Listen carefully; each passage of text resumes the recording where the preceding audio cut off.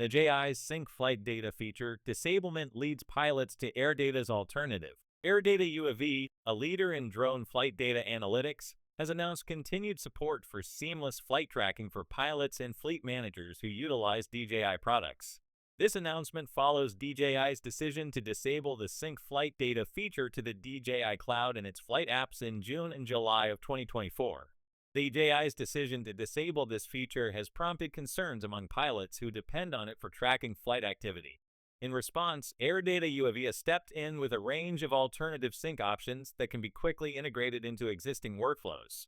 This integration is facilitated by the AirData UAV mobile app, which automates uploads directly to AirData, bypassing the need for DJI cloud services. AirData's automatic sync capabilities are designed to provide users with options, said AirData CEO Ron Steiner.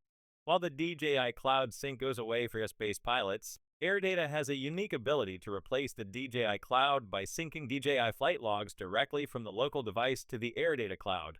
We are working to provide support for those who need help in this transition. Please reach out to us to learn more. To assist users during this transition, AirData recently published a detailed blog post outlining the various technical solutions available to replace their use of the DJI Cloud. This resource aims to ensure that customers can continue to manage their flight data effectively despite the changes.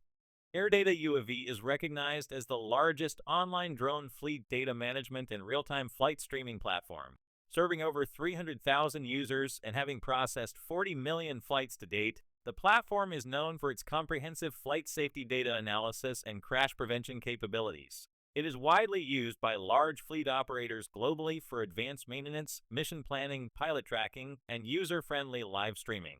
For more detailed information and support regarding the transition from DJI's Cloud Sync, users are encouraged to visit the AirData blog at AirData blog.